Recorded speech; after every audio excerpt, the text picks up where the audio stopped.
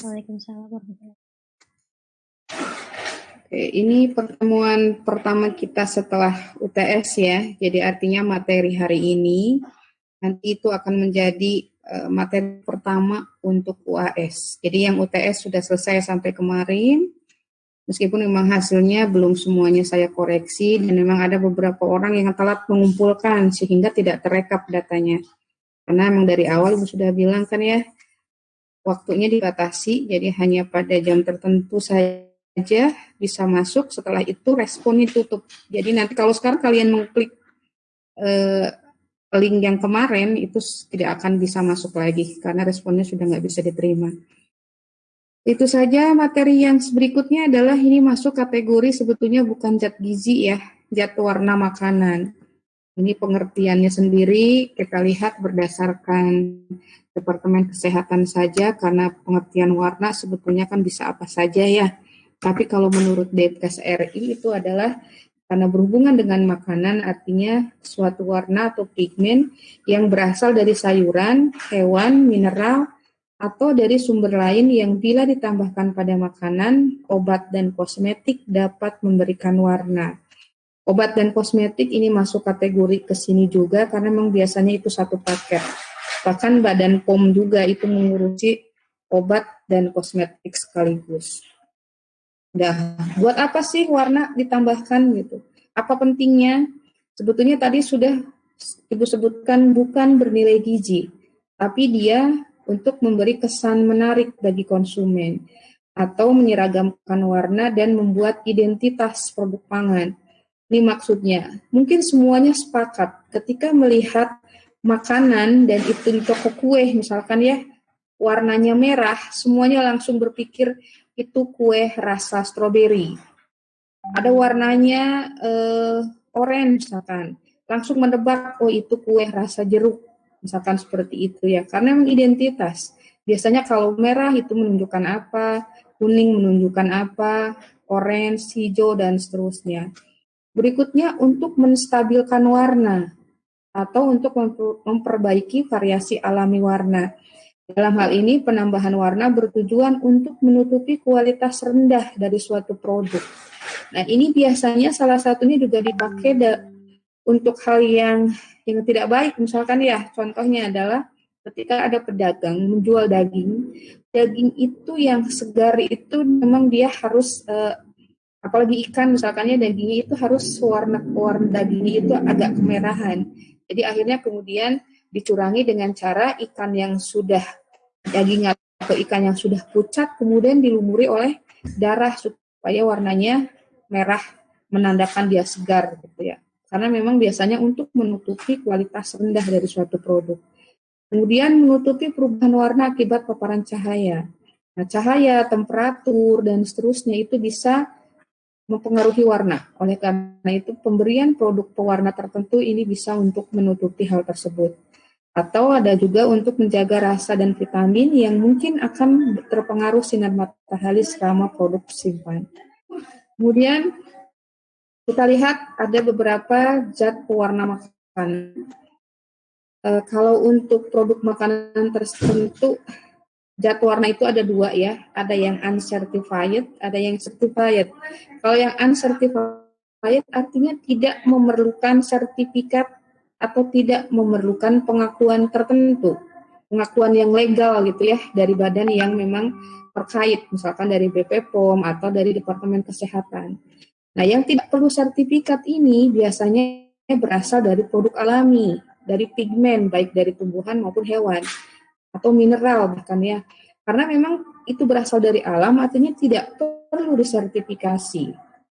Dan dari segi jumlahnya pun kadang-kadang tidak ada batasan karena tidak menimbulkan efek negatif. Beda kalau dia sintetik. Kalau sintetik itu perlu disertifikasi. Bahkan di negara-negara maju itu adalah salah satu hal yang penting ketika akan membeli pewarna itu harus ada nomornya. Betul tidak ini diakui oleh pemerintah atau lembaga terkait karena akan berhubungan dengan kesehatan manusia. Kalau di Indonesia itu baru tahun 73 dikeluarkan sertifikat, kalau di Amerika itu bahkan ketika Indonesia belum merdeka, 1906. Peraturan kalau di Indonesia biasanya dari Menkes, sementara untuk di Amerika itu dari FDA, Food and Drug Act.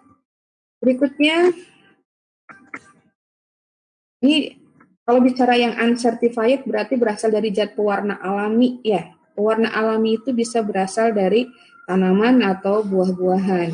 Nah, zat warna yang sejak dahulu digunakan untuk pewarna makanan dan sampai sekarang umumnya penggunaannya dianggap lebih aman daripada zat warna sintetik. Apalagi zaman dulu ya, ketika teknologi belum maju, ketika pabrik kimia hanya sedikit gitu. Semua pewarnanya menggunakan warna alami. Bahkan untuk membuat baju pun zaman dulu masih pakai pewarna alami. Kalau sekarang dibalik, karena sudah berkembang sekali teknologi, itu yang namanya warna tekstil. Kalau kalian bilang hijau, ini perempuan sepertinya tahu semua. Hijau itu ada macam-macam. Merah itu ada macam-macam. Merah itu ada pink. Pink ada Fanta, ada pink fuchsia, ada pink baby pink gitu ya, dusty pink. Itu semuanya pinknya beda. Artinya memang untuk sintetik itu range-nya lebar sekali. Dan itu kemudian ada yang disalahgunakan dipakailah untuk makanan gitu. Kebalik ya, kalau zaman dulu bahan pewarna makanan dipakai buat tekstil, kalau yang sekarang dibalik, tekstil dipakai buat makanan. Itu yang tidak benar. Kemudian zat warna alami tumbuhan, bentuk dan kadarnya berbeda-beda dipengaruhi oleh jenis tumbuhannya, iklim, tanah, dan lain yang termasuk dari faktor yang mempengaruhi tanaman itu sendiri. Nah, ada juga yang istilah pewarna identik alami. Ini adalah pigmen yang dibuat secara sintetis yang struktur kimianya identik dengan pewarna alami. Jadi senyawa sintesis tapi mirip dengan yang alami, makanya disebut pewarna identik alami. Yang termasuk golongan ini adalah karotenoid murni, antara lain kansasantin, ini warnanya merah, ada apokaroten, ini merah jingga, ada beta karoten, jingga kuning. Semua pewarna ini memiliki batas konsentrasi maksimum penggunaan, kecuali beta karoten yang boleh digunakan dalam jumlah yang tidak terbatas. Nah, sekarang kita bicara pewarna alami yang berasal dari tumbuh-tumbuhan. Ini sepertinya semua sudah tahu ya, daun suji. Daun suji ini warnanya hijau, itu dipakai untuk semua jenis kue-kuehan sepertinya. Klepon ya, apalagi kue-kue yang warna hijau. Nah, banyak lah. Itu biasanya selain pandan ada suji. Kalau pandan ada nilai plusnya karena aromanya, tapi biasanya hijaunya tidak terlalu pekat seperti suji. Kalau suji lebih pekat lagi. Untuk penggunaannya biasanya memang suka dikombin dengan pandan gitu ya, karena memang pandan itu punya aroma yang khas dan biasanya dipakai untuk produk kue atau minuman. Berikutnya kayu secang. Di kita mungkin jarang dengar ya, tapi di Jakarta secang ini menjadi salah satu produk alami untuk pembuatan minuman yang disebut dengan minuman khas Jakarta atau Betawi, yaitu bir peletok. Bir peletok itu mirip bir gitu ya warnanya, tapi sebetulnya bahan utamanya adalah secang. Jadi itu tidak non alkoholik gitu ya, tidak sama sekali mengandung alkohol dan itu bisa dikonsumsi oleh semua umur. Kemudian angkak itu warnanya merah, sama seperti secang juga ya, secang juga merah. Tapi bedanya kalau tadi kayu secang kan langsung dari kulit kayunya, kalau angkak ini adalah warna merah hasil dari fermentasi beras. Contoh penggunaan angkak untuk pewarna makanan atau minuman diantaranya adalah anggur, pasta ikan, kecap ikan, minuman beralkohol, aneka macam kue, dan produk olahan daging seperti sosis. Jadi ini lebih warnanya lebih lebar karena memang hasil dari fermentasinya juga lebih banyak. Berikutnya bunga telang. Bunga telang itu warnanya ungu ya. Ini jarang memang tanaman yang berwarna ungu dan itu bisa dipakai buat makanan, kecuali ubi ungu gitu, itu dari sananya memang berwarna ungu. Kemudian kunyit semuanya sudah tahu, itu adalah warna hitam. Warna kuning. Yang hitam itu ya, bisa dari merang itu jerami yang dibakar itu ya, tinta cumi, kluwek, nih orang Jawa Timur pasti tahu kluwek. Kemudian ada daun pisang yang kering. itu semuanya menghasilkan warna hitam. Kalau sekarang ditambah dengan charcoal. Charcoal itu arang apa namanya? Arang aktif ya, arang tapi sudah diaktifkan, bukan arang yang sisa kalian membakar bakar-bakaran gitu. Itu semuanya menghasilkan warna hitam. Tapi efeknya berbeda semua. Tinta cumi tentunya ada aroma cumi di sana, jadi agak amis ya. Merang ini relatif tidak berbau, tidak berasa karena berasal dari jerami. Kalau kluwak itu biasanya makanan khas dari Jawa Timur, yaitu apa namanya, rawon ya, rawon. Rawon itu warnanya hitam karena memang salah satu bumbunya adalah kluwak. Kemudian rosella. Bunga rosella itu beberapa tahun ke belakang itu populer sekali digunakan sebagai teh seduh. Teh seduh berasal dari rosella dan memang warnanya merah. Atau bahkan kemudian dibuat sirupnya juga. Daun pandan, tentunya warna hijau, stroberi merah, tomat dan wortel itu jingga, anggur jelas warna ungu. Gitu. Nah dari pohon-pohonan tadi, baik itu sayuran maupun buah, itu kita kategorikan lah. Warna-warna yang terdapat di sana itu disebutnya pigmen atau zat warna alam. Pigmen itu macam-macam. Yang paling sering muncul dalam tanaman yang pertama adalah klorofil. Ini pigmennya hijau. Ini sifat-sifatnya seperti apa? Banyak terdapat pada daun-daunan ya, baik itu suji, pandan, patuk, bayem, dan seterusnya. Kemudian rumus empirisnya, klorofil itu ada dua jenis, ada klorofil A, klorofil B. Jumlah C-nya sama, yang berbeda adalah jumlah H dan O. N dan Mg-nya sama. Nah, itu nanti klorofil itu akan dipengaruhi oleh pH. Nanti akan seperti apa? Berikutnya kita bahas. Ini struktur dari klorofil. Terdiri dari 4 pirol dihubungkan dengan metil, di mana N-nya mengikat logam Mg dan Mg mengikat pirol. Secara umum dibedakan ada A dan B dengan perbandingan 3:1.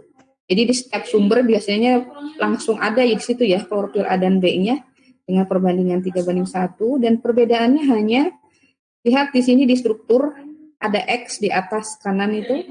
Kalau dia klorofil A, X-nya adalah metil. Kalau klorofil B, X-nya adalah aldehid. Jadi memang di situ bedanya. Nah, klorofil dapat berubah menjadi coklat bila berhubungan dengan asam karena atom Mg-nya digantikan oleh H sehingga terbentuk senyawa yang disebut dengan feofitin. Nah, apabila klorofil kehilangan gugus fitolnya akan menjadi klorofilit, yaitu senyawa yang berwarna merah terang larut dalam air tetapi lebih stabil dibandingkan klorofil. Untuk penjelasan ini bisa dilihat di punya Wirnarno ya. Di sana ada bagan bagaimana berubahnya klorofil menjadi feofitin, menjadi senyawa yang lain juga. Berikutnya selain klorofil ada flavonoid. Nah, flavonoid juga ini adalah kelompok yang khas pada setiap tanaman dan hampir semua bagian tanaman yang mengandung pigmen ini, flavonoid, itu biasanya ciri khasnya adalah mengeluarkan warna dari range merah sampai ungu gitu ya. Ini ada jenis-jenis flavonoid. Nah, definisinya sendiri flavonoid itu adalah 2 cincin benzen A dan B. Kalian bisa lihat di sana ya, A dan B ada cincin 2 benzen yang dihubungkan oleh jembatan yang terdiri dari 3 karbon. Jembatannya bisa bersusun 1, 2, 3 seperti senyawa yang paling kiri ya.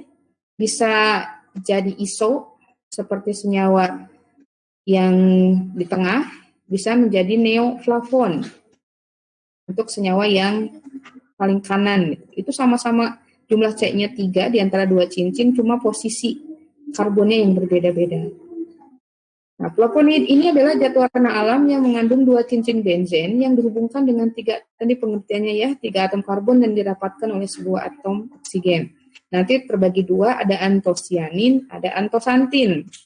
Bedanya, kalau antosianin itu warnanya merah, biru, dan ungu. Kalau antosantin itu warnanya kuning. Kita bahas dulu yang antosianin. Ini rumusnya. Jadi memang ada di tengah-tengahnya, ada oksigen di sana ya. Bisa berikatan dengan monosakarida atau yang lainnya. Kemudian pengaruh pengolahan dan pemasakan. Buah-buahan dan sayuran yang mengandung antosianin umumnya mengalami problem bila diolah. Hal ini disebabkan pigmen tersebut mudah larut, sehingga dalam pemasakan akan menjadi kemungkinan pelarutan pigmen tersebut, jadi warnanya makin kuat gitu ya. Jadi ciri khasnya ketika sayuran yang berwarna diduga mengandung flavon, ketika dimasak dengan air, itu senyawanya larut semua ke air. Jadi artinya kita harus mengkonsumsi dengan kuahnya gitu ya, jangan cuman bahan masaknya saja. Pemberian asam juga mempengaruhi warna. Misal pada pengolahan kubis merah, kol merah ya, perlu digunakan air dengan basa yang tinggi, misalnya dengan pemberian NaHCO3. Maka warna kubis akan menjadi hijau, berubah. Nah, inilah kenapa beberapa sayuran itu dipakai untuk membedakan antara asam dan basa gitu ya. Berikutnya, ini tadi bisa berubah menjadi violet dan lain-lain. Selain antosianin, kemudian ada antosantin, ada flavon juga. Flavon itu berarti flavonoid yang mengandung gugus on atau keton. Gitu ya. Kedua macam pigmen tersebut memberikan warna kuning pada produk pertanian dan terdapat dalam jaringan sel. Antosantin merupakan glikosida dengan satu atau dua monosakarida yaitu rhamnosa dan glukosa. Pemanasan dengan asam encer akan memecahkan menjadi flavon dan turunannya serta monosakarida. Contoh antosantin adalah quercetin. Quercetin itu pada kulit bawang. Jadi kalau kalian mengkonsumsi bawang ya suka dibuang kulitnya, nah itu untuk beberapa chef itu kadang nggak dibuang, dia diolah dalam bumbu lain yang memang tidak dipakai bumbunya. Nanti setelah selesai masak bumbunya dipisahkan gitu ya. Contohnya membuat bacem telur. Bacem telur itu kan setelah jadi bacemnya bumbunya dipisahkan, jadi tidak terbawa meskipun itu memang karena terbuat dari kulit-kulitan misalkan. Berbeda dengan karotenoid, flavon larut dalam air. Berikutnya masih pigmen warna, sekarang beralih ke tanin. Tanin atau disebut juga asam tanat dan asam galotanat. Ini bereaksi dengan ion dan membentuk warna gelap yang banyak digunakan untuk membuat tinta. Tanin mudah sekali dioksidasi dengan permanganat dan dapat difiltrasi. Ini banyak terdapat di pasaran, terdiri dari 9 molekul asam galat dan sebuah molekul glukosa.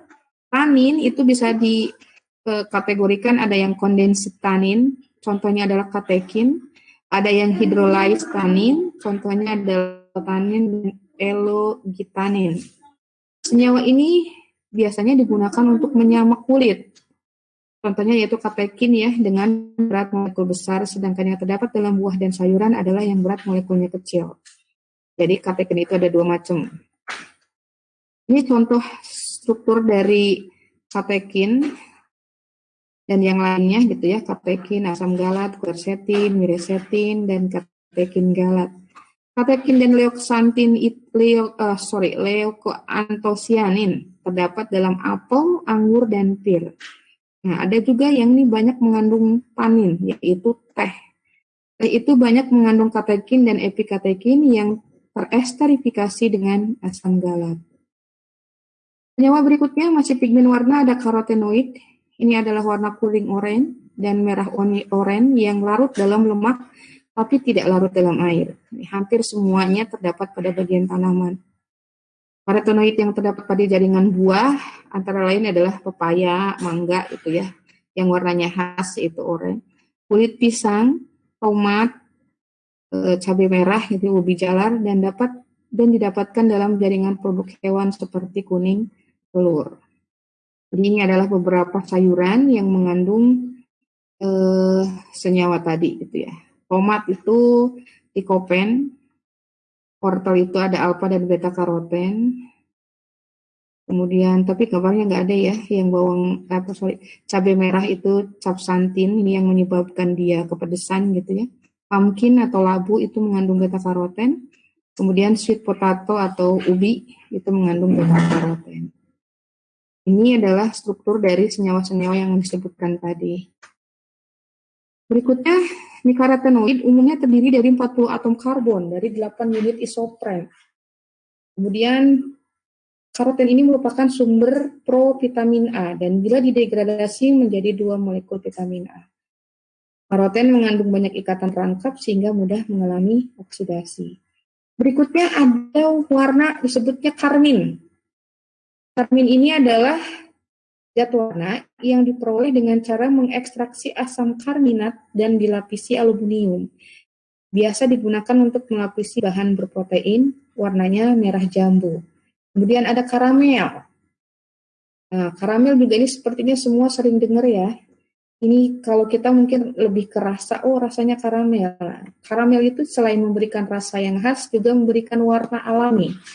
Warnanya itu coklat gelap. Ini adalah hasil dari pemanasan yang terkontrol molase atau gula. Hidrolisis pemusnahan zat pati, dekstrosa, gula pasir, laktosa, sirup malt, dan gula invert. Karamel terdiri dari 3 jenis, ada yang tahan asam, biasanya digunakan untuk minuman soda. Ini mungkin kalau pernah melihat label, karamel ini biasanya terdapat pada pewarna untuk Coca-Cola. Jadi coba sekarang lihat nanti ya, kalau yang beli Coca-Cola, itu biasanya di kemasannya ada karamel. Itu selain memberikan rasa tertentu, ini juga memang berwarna coklat seperti Coca-Cola tersebut. Karamel cair digunakan untuk roti, biskuit, dan cake, serta karamel kering. Berikutnya ada stosinel. Stosinel ini adalah pewarna yang diperoleh dari hewan. Ini selain cumi-cumi tadi yang dari hewan adalah cochineal, ini dari Cocos cacti betina yang dikeringkan. Hewan ini hidup pada sejenis kaktus di Kepulauan Kanari dan Amerika Selatan. Warnanya adalah merah. Nah, kalau kurkumin, ini mah sudah katalar. Kurkumin itu berasal dari kunyit. Bumbu dapur itu ya, warnanya kuning. Biasanya dipakai untuk bahan-bahan makanan yang berasa asin atau gurih. Berikutnya biksin. Biksin ini diperoleh dari kesumba. Warnanya kuning, jingga, sampai merah. Rumusnya bisa dilihat pada layar. Kemudian ada myoglobin. Myoglobin juga ini berasal dari hewan, yaitu warna merah yang terjadi pada produk hewan, daging. Tapi ingat ya, daging itu ada 2 kategori. Ada daging merah, ada daging putih. Daging merah itu biasanya dari hewan berkaki 4. Jadi sapi, kambing, kerbau gitu ya, unta, dan seterusnya. Kalau yang daging putih itu biasanya dari unggas dan hewan-hewan yang kecil. Contohnya, udah jelas ya, ayam, bebek, angsa, gitu, jenis unggas-unggasan, burung puyuh, atau dari kelinci, itu dagingnya putih. Biasanya yang daging putih itu lebih aman, lebih rendah kolesterol dibandingkan yang merah. Nah, myoglobin ini protein kompleks pada otot terdiri dari heme atau pigmen yang mengandung zat besi dan globin, serta bersifat larut dalam air dan larut garam. Ada 3 bentuk pigmennya, ada oxomyoglobin, ada deoxymyoglobin, perimyoglobin. Itu 3-tiganya menghasilkan warna yang berbeda. Berikutnya, ini kalau di buku Winarno ya ada yang disebut dengan proses curing, yaitu penambahan nitrit, contoh pada pembuatan kornet atau daging kemasan gitu ya, daging berwarna merah lebih baik dan lebih awet. Jadi makanya ditambahkanlah proses nitrit ini gitu ya pada proses curing. Proses ini melibatkan 2 proses penting, yaitu reaksi biokimiawi dan denaturasi globin oleh panas. Itu seperti apa reaksinya bisa dilihat di sini atau ada di buku Winarno juga. Pewarna-pewarna alami tadi banyak memiliki kelebihan gitu ya. Dia ada aman. Yang jelas kalau dari produk alami itu pasti aman dikonsumsi. Warnanya lebih menarik. Kemudian tentu saja kalau berasal dari tanaman itu punya nilai gizi. Kemudian mudah didapat dari alam. Tapi juga punya kekurangan. Kekurangannya apa? Nah, kalau dari tanaman dia bisa memberikan rasa tertentu gitu ya yang tidak diinginkan. Contohnya apa? Tadi warna hitam. Warna hitam berasal dari cumi. Cumi itu punya punya rasa yang khas. Rasa yang bahkan memang aromanya amis gitu ya. Jadi memang tidak diinginkan kan, kita nggak mau produk makanan kita ada aroma amisnya gitu. Padahal kita butuh warna hitamnya dari cumi. Jadi akhirnya ada beberapa yang tidak bisa memakai cumi tersebut untuk warna hitam, diganti oleh yang lain. Kemudian tidak stabil pada saat proses pemasakan. Konsentrasinya rendah. Jadi memang perlu banyak kalau ingin menghasilkan warna yang kita inginkan. Kalau misalkan masaknya sedikit nggak masalah. Tapi kalau produknya bisa berupa pabrikasi gitu ya, bisa kita buat banyak, ini susah kalau pakai pewarna alami. Kemudian stabilitas pigmen, stabilitas masuk ke tidak stabil tadi ya. Kemudian keseragaman warna yang kurang baik, jadi memang tidak merata biasanya. Nah, spektrum warna tidak seluas seperti pewarna sintesis. Jadi seperti yang Ibu sebutkan tadi, pinknya itu macam-macam. Tapi kalau pinknya dari tanaman, misalkan rosella nih, pinknya ya gitu-gitu juga gitu, nggak ada pink dusty gitu, ada fuchsia dan seterusnya gitu. Jadi pink doang. Gitu. Ini memang tidak, spektrumnya tidak luas. Susah dalam penggunaan, pilihan warnanya sedikit dan kurang tahan lama. Kemudian ada masalah lain juga nih. Warna natural itu tidak stabil selama penyimpanan. Untuk mempertahankan warna agar tetap cerah, maka sering digunakan bahan pelapis untuk melindunginya. Jadi ribet ya. Nah, bahan pelapis yang sering digunakan adalah gelatin. Gelatinnya dari mana? Dari hewan. Gelatin ini susah mencarinya. Karena ada beberapa, biasanya memang dari yang paling banyak diperoleh itu adalah dari hewan babi. Nah, untuk orang Islam, untuk Muslim itu tentu bermasalah ya. Kita tidak bisa menggunakan gelatin yang berasal dari hewan atau produk apapun yang tidak halal itu ya.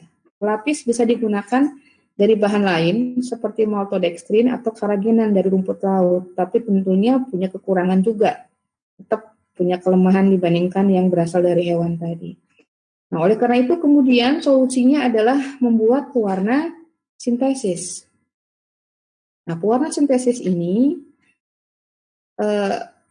perlu untuk dikaji lagi gitu ya, karena memang harus aman bagi konsumen. Nah, zat pewarna yang diizinkan penggunaannya dalam makanan dikenal dengan permitted color atau certified color seperti tadi disebutkan di awal ya.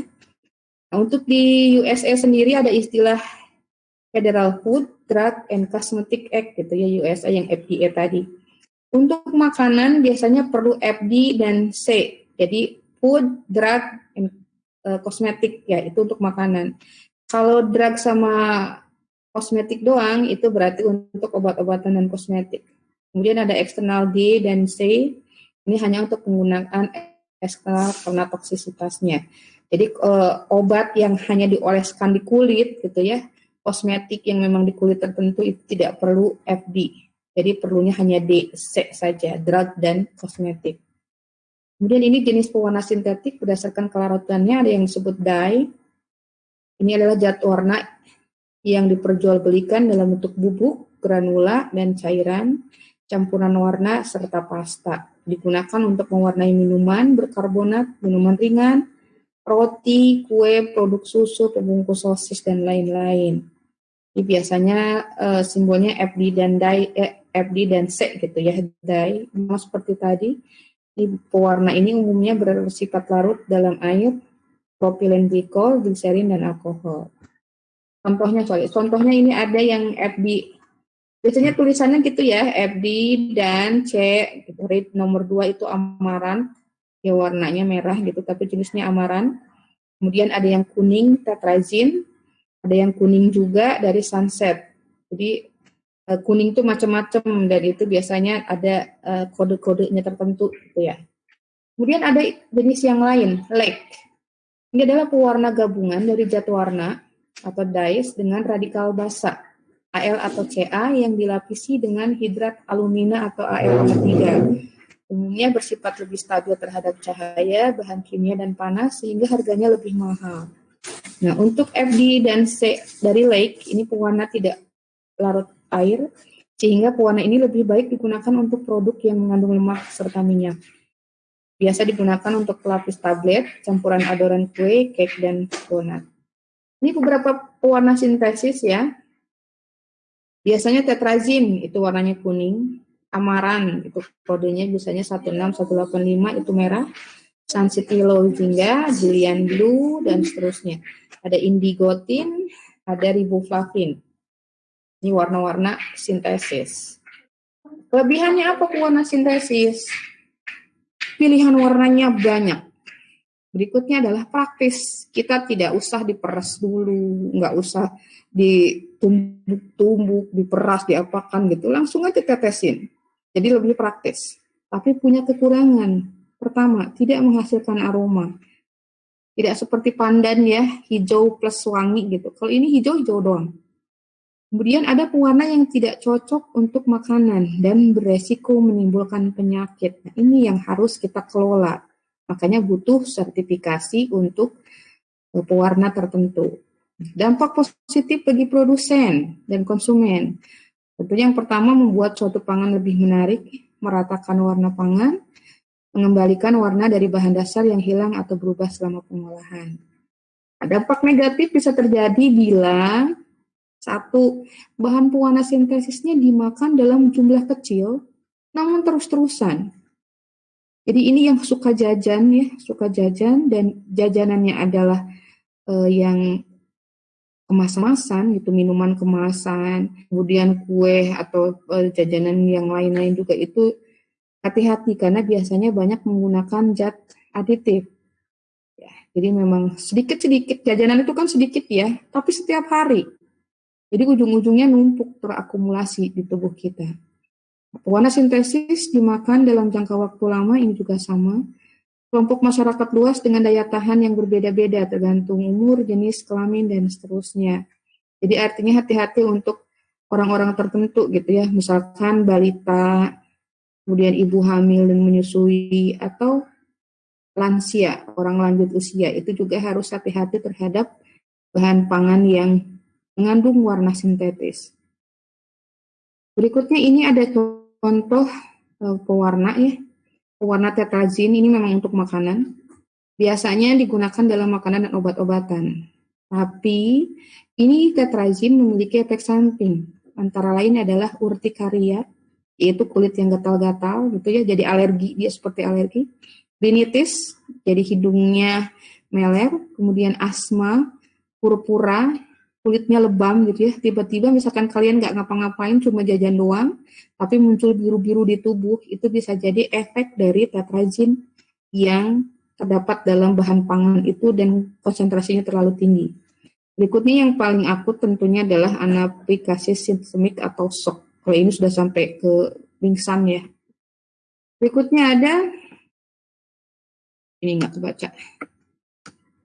Sunset Yellow, biasanya kodenya SE110. Warna ini dapat ditemukan dalam makanan seperti es krim, ikan kalengan, keju, jelly, minuman soda gitu ya. Banyak sekali penggunaannya. Tapi juga punya efek samping. Sama seperti tadi ya, tetrazin. Ada urtikaria, rinitis, alergi, hiperaktif, sakit perut, mual, dan muntah. Nah, ini untuk orang-orang yang memiliki penyakit tertentu, itu bahkan tidak boleh mengkonsumsi zat aditif yang berasal dari bahan-bahan sintesis gitu ya, kecuali yang alami dia boleh.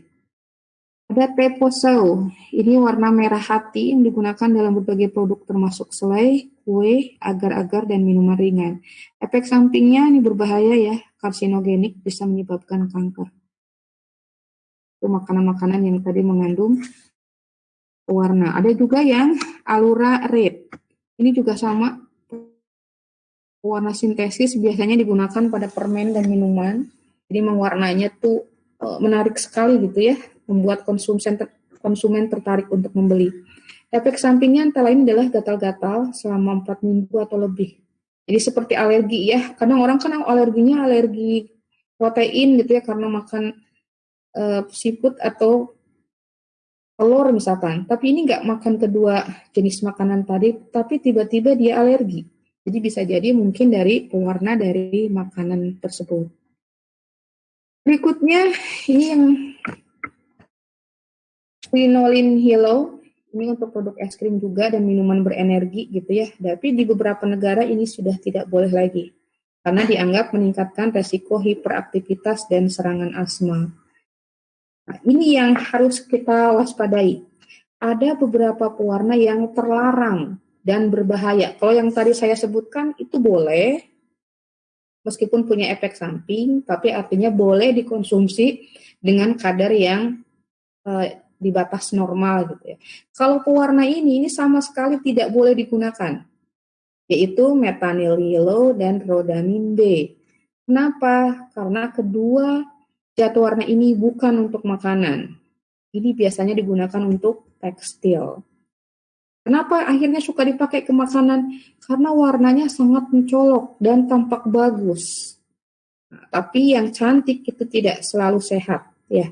Karena justru ini berbahaya bagi kesehatan. Beberapa pewarna sintesis, tadi rhodamin B, apa bahayanya? Ini bisa menyebabkan iritasi saluran pernapasan pada kulit, mata, saluran pencernaan, bahkan sampai kanker hati. Kalau yang metanyl yellow, ini menyebabkan iritasi pada saluran pernapasan, kulit, mata, dan bahaya kanker pada kandung dan saluran kemih. Oke, itu slide terakhir kita. Jadi pewarnanya ada yang alami, ada yang sintesis. Itu saja materinya, waktunya masih ada. Kita bisa membuka sesi tanya jawab atau ada yang perlu didiskusikan. Silakan.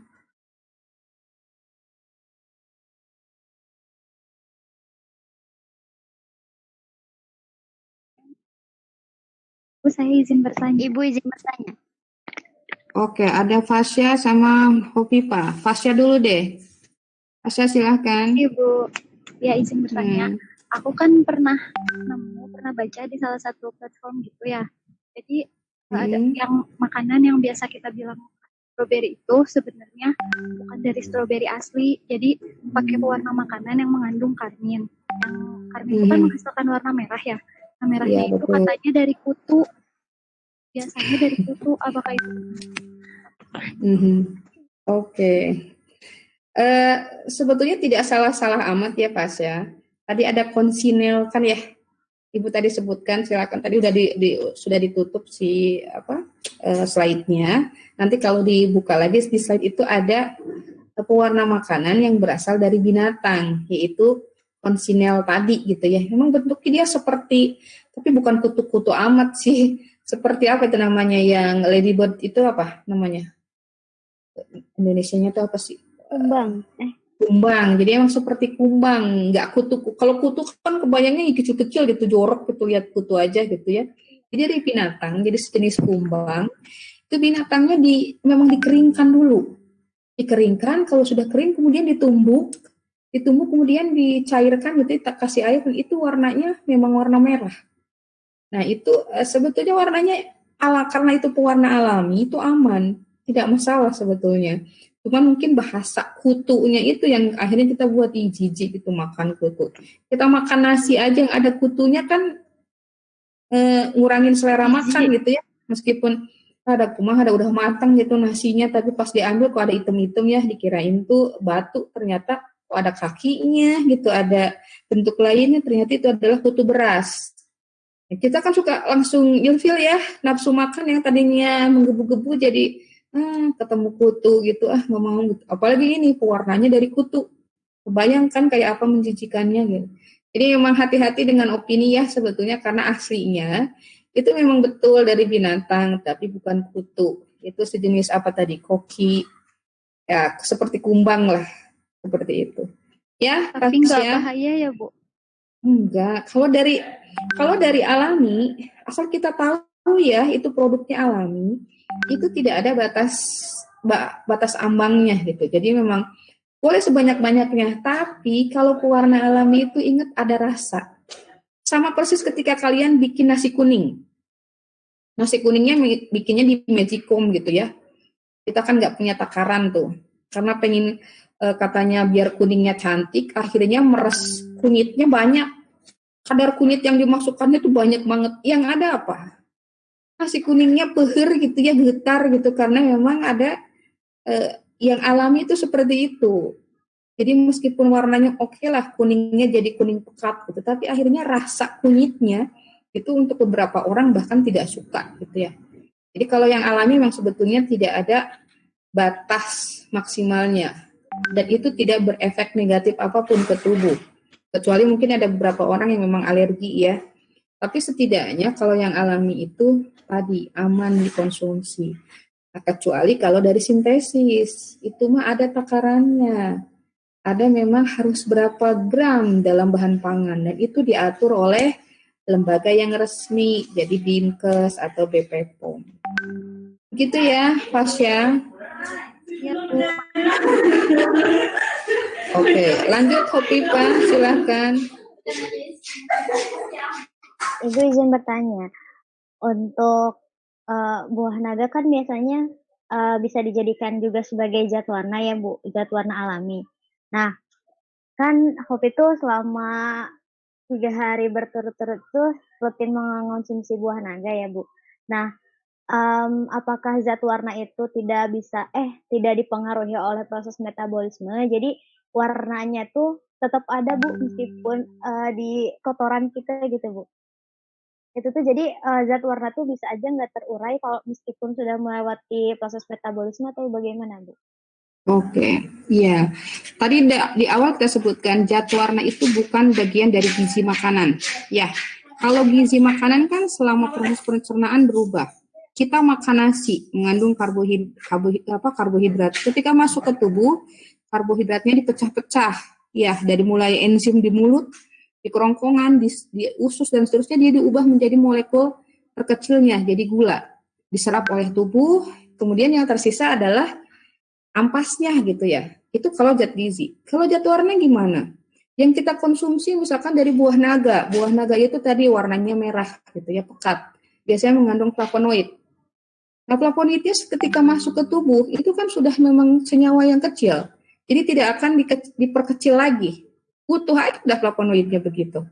Diserap tidak oleh tubuh, diserap. Tapi kan dia tidak punya fungsi utama seperti tadi. Kalau karbohidrat kan bisa untuk energi gitu ya. Protein untuk energi, ATP, dan seterusnya. Kalau zat warna kan tidak dibutuhkan oleh tubuh kita secara dalam kadar banyak gitu ya. Paling flavonoid untuk antioksidan dan seterusnya. Akhirnya yang tersisa kan banyak. Dia memang akhirnya terbuang dengan kotorannya. Jadi memang jangan kaget kalau punya adik kecil gitu yang masih balita, bayi gitu ya. Dikasih buah naga, terus dia pup di celana. Anak kecil biasa ya, pup di celana. Terus kaget gitu, wah BAB-nya merah gitu, dia kenapa gitu. Apakah berdarah atau apa? Enggak, tadi baru aja dikasih makan naga gitu, enggak apa-apa. Bukan dikasih makan naga, buah naga gitu. Jadi artinya memang dia keluar utuh. Karena memang tidak dibutuhkan dalam bentuk zat gizi juga oleh tubuh kita gitu ya. Jadi jangan kaget, memang begitu. Yang lebih ekstrim lagi adalah mengkonsumsi wortel. Wortel tadi banyak mengandung beta karotin. Itu biasanya bisa sampai kulit kita bisa menjadi orange kalau mengkonsumsi wortel dalam jumlah yang sudah melebihi batas ambang tubuhnya gitu ya, bisa berubah menjadi warna orange, tapi tentunya tidak bisa bertahan lama. Jadi tetap habis itu hilang.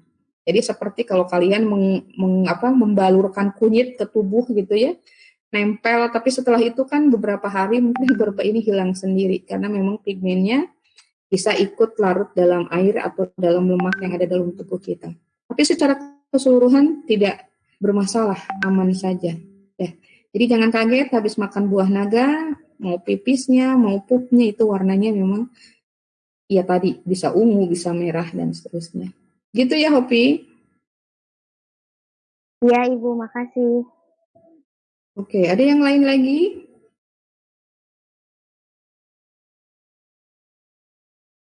Ini 65 orang ya. Ibu mau izin bertanya, tapi mau nanya bukan tentang ini sih, mau tentang materi yang sebelumnya, baru gitu mau yang nanya. Yang mana? Oke, silakan Lisa.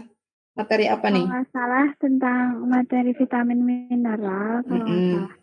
Nah, itu ada yang sistem yang sintetis gitu. Nah, ada beberapa yang diizinkan di negara tertentu, misalnya hanya di negara Amerika, tapi tidak bisa juga negara, bahkan di Jerman nggak diperbolehkan vitamin tambahan seperti itu gitu.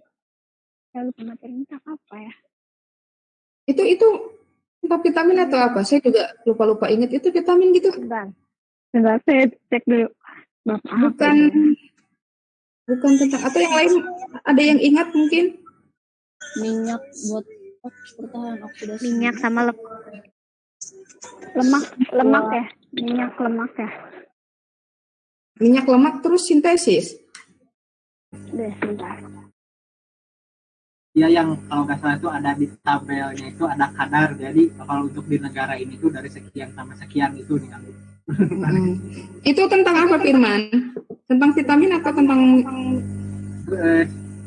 lemak asalnya mah, jadi ada campuran apa gitu ketika bikin minyak lemak gitu teh. Oke. Jadi kalau Ibu ingat sekarang. Iya, itu ketika bicara minyak dengan lemak, itu kan salah satu hal yang paling sering terjadi pada minyak dan lemak adalah mengalami ketengikan. Ya, oleh karena itu kemudian ditambahkanlah antioksidan supaya tidak tengik. Nah, antioksidannya ini di beberapa negara itu diatur. Tentunya antioksidannya yang sintesis ya, seperti BHA, BHT, TBHQ gitu. Itu semuanya diatur. Karena ada beberapa negara yang sama sekali tidak membolehkan produk ini, misalkan. Produk ini mah nggak bisa dipakai buat makanan. Itu untuk yang antioksidan yang lain. Jadi akhirnya dibatasi pemakaiannya.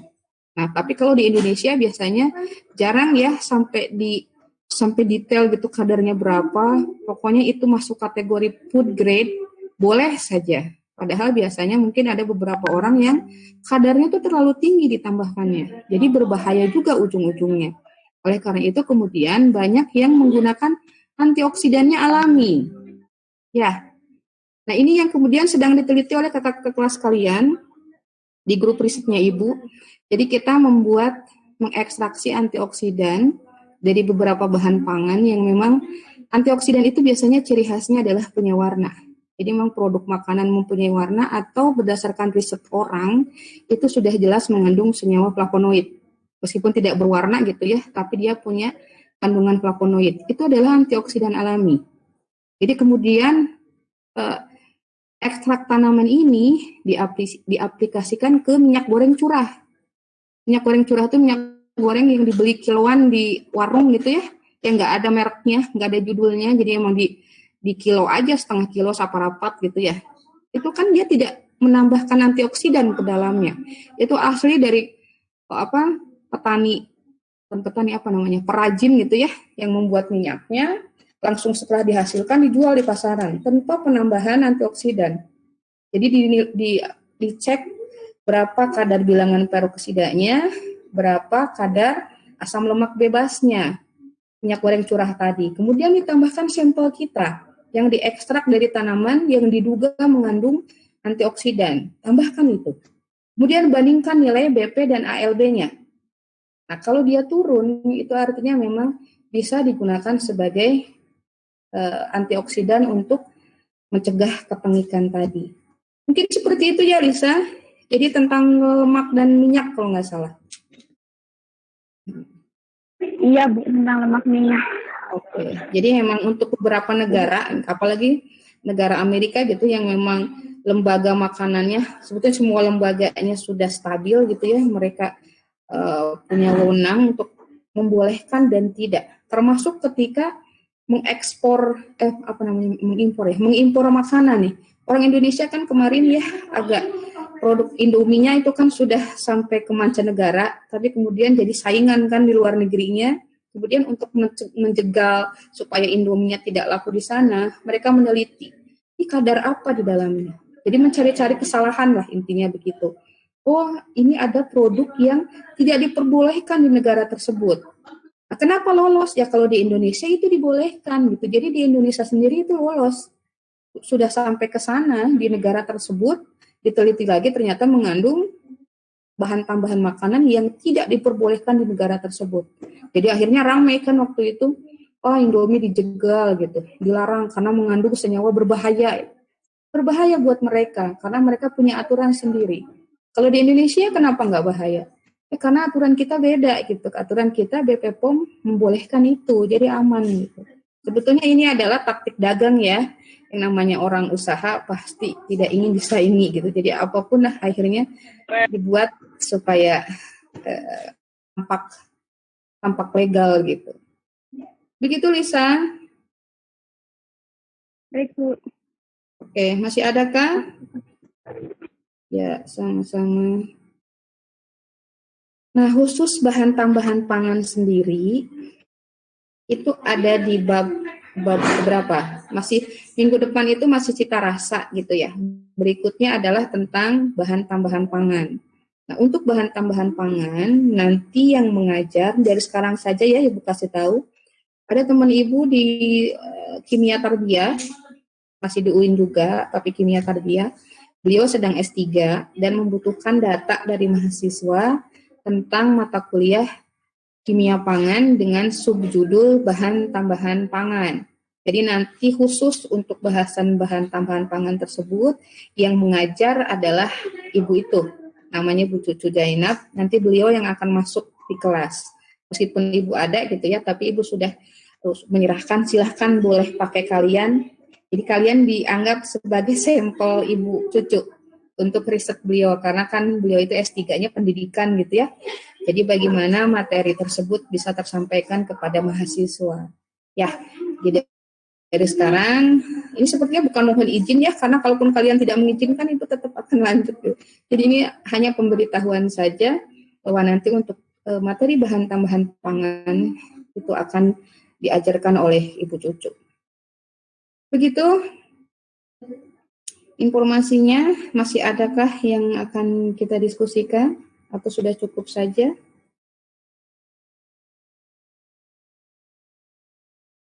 Sudah cukup ya, karena tidak ada yang bertanya lagi. Oke, waktunya 15.54. Sudah cukuplah Ibu rasa 1 jam sudah terlalu lama juga. Baik, terima kasih atas kehadirannya. Minggu depan kita ketemu untuk subbab cita rasa kalau nggak salah. Terima kasih sekali lagi Ibu akhiri. Assalamualaikum warahmatullahi wabarakatuh. Waalaikumsalam. Waalaikumsalam warahmatullahi wabarakatuh. Terima kasih, Bu. Ya.